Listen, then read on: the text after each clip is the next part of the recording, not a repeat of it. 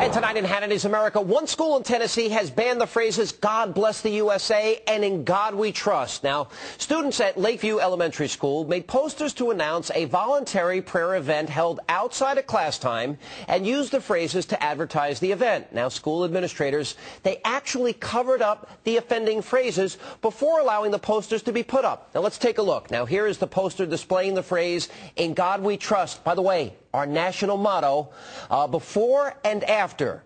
And here's "God bless the USA," before and after. And here is "Come pray with us," before and after. The Alliance Defense Fund filed a lawsuit Tuesday on behalf of these students and their parents. Now, we want to wish them the best of luck as this case proceeds. It's another Robert Gibbs edition of our liberal translation treatment tonight. At yesterday's briefing, he was asked why the vice president is participating in the AFL-CIO conference at a luxury Miami resort when the administration has criticized businesses for wasting money during these troubled times. His brilliant response is tonight's liberal translation. I think, obviously, as we talk about creating jobs in this country, labor is certainly an important part of that.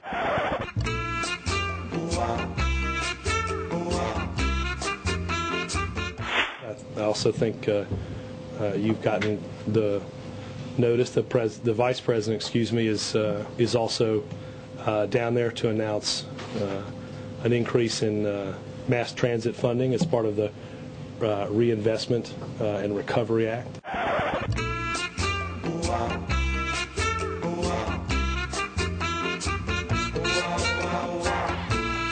The president asked for that Congress passed.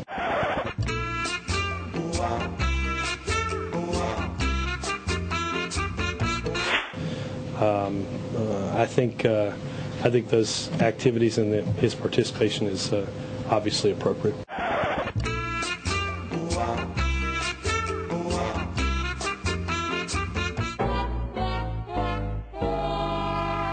All right, great answer, Robert. I think you made it out of that one with the support of the AFL-CIO still intact.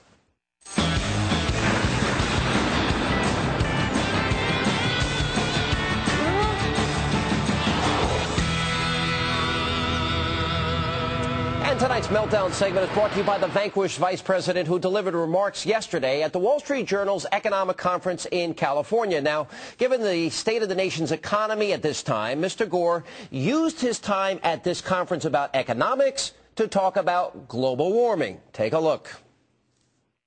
We as a civilization have been slow to recognize the enormity of the climate crisis. It is a genuine planetary emergency. And I know that many people are not prepared to hear that phrase in an accepting way. Now, one of the people who was not prepared to hear Mr. Gore in an accepting way was an actual scientist, Bjorn Lomborg, who was in the audience. Now, he challenged Mr. Gore to a debate about the existence of man-made global warming. As you might imagine, the vanquished vice president doesn't really like debates. According to the Wall Street Journal, Mr. Gore said it's, quote, well, kind of silly to keep debating the science. Now, I'm sure the scientist was surprised to hear that. Now, the vanquished vice president, by the way, was a government major in college. And after the visit by British Prime Minister Gordon Brown to the White House earlier this week, one thing is clear: President Obama has got nothing on Santa Claus when it comes to gift giving. Now, during their meeting, Mr. Obama was given several very thoughtful and expensive gifts by Gordon Brown, one of them being a pen carved from the timbers of a British naval vessel that had conducted anti-slavery missions in Africa. And how did Mr. Obama repay the favor?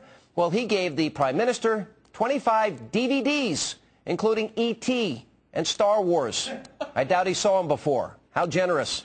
Officials at Downing Street tried to keep details about the gift secret because it paled in comparison to those given by Mr. Brown. And many in Britain believe the gifts, plus the fact that the White House refused to have a formal joint press conference with the two leaders, equals a major snub by the new U.S. president. One British journalist wrote, President Obama has been rudeness personified towards Britain this week. His handling of this visit was appalling. Wait, didn't Mr. Obama promise to repair all those relationships he said the Bush administration ruined because of cowboy diplomacy? This is a great first step. And that is the news tonight from